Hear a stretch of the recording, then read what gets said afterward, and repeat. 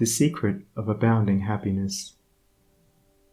Great is the thirst for happiness, and equally great is the lack of happiness.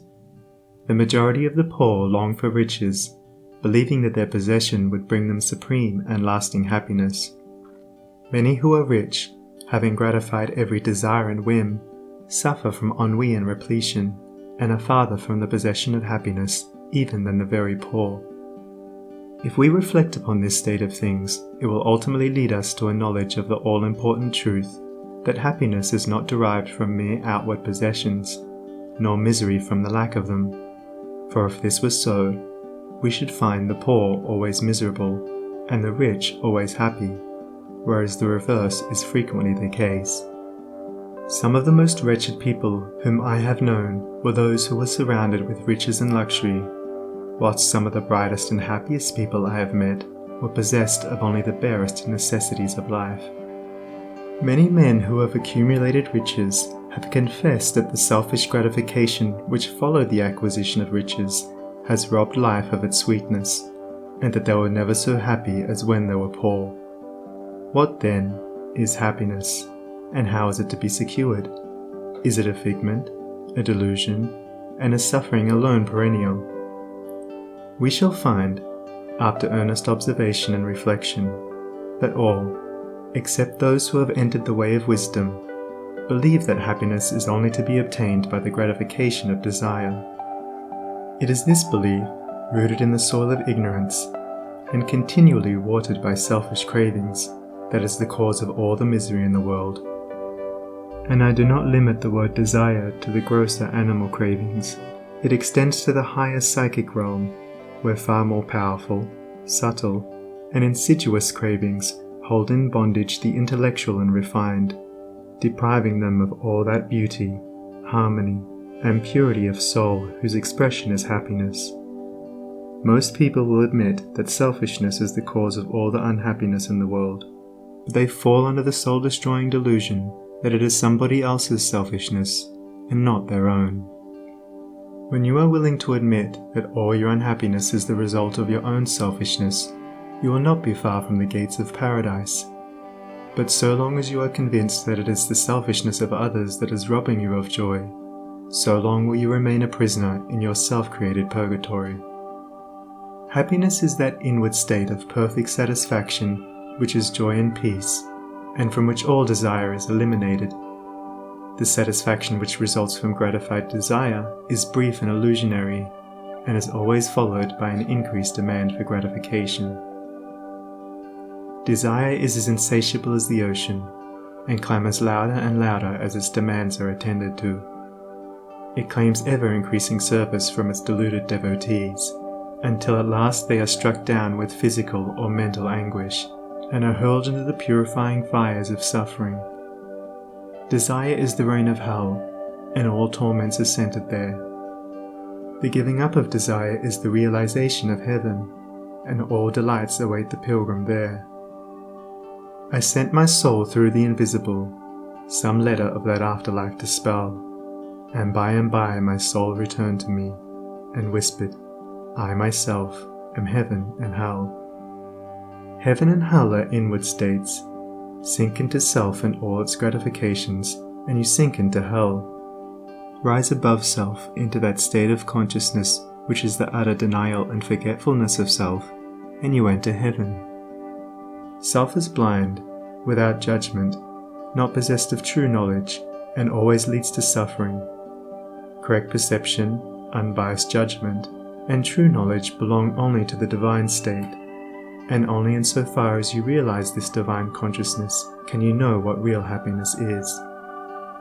Therefore, above the clinging to and craving for impermanent things, and you will then enter into a consciousness of the eternal, and as, rising above self, and by growing more and more into the spirit of purity, self-sacrifice, and universal love, you become centered in that consciousness, you will realize that happiness which has no reaction, and which can never be taken from you. The heart that has reached utter self-forgetfulness in its love for others has not only become possessed of the highest happiness, but has entered into immortality, for it has realized the divine, Look back upon your life, and you will find that the moments of supremest happiness were those in which you uttered some word or performed some act of compassion or self-denying love.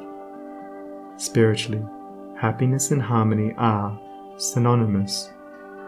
Harmony is one phase of the great law whose spiritual expression is love. All selfishness is discord, and to be selfish is to be out of harmony with the divine order. As we realize that all-embracing love, which is the negation of self, we put ourselves in harmony with the divine music, the universal song, and that ineffable melody which is true happiness becomes our own. Men and women are rushing hither and thither in the blind search for happiness and cannot find it, nor ever will until they recognize that happiness is already within them and round about them, filling the universe, and that they, in their selfish searching, are shutting themselves out from it. I followed happiness to make her mine, past towering oak and swinging ivy vine. She fled, I chased, o'er slanting hill and dale, o'er fields and meadows in the purpling vale. Pursuing rapidly o'er dashing stream, I scaled the dizzy cliffs where eagles scream. I traversed swiftly every land and em, but always happiness eluded me.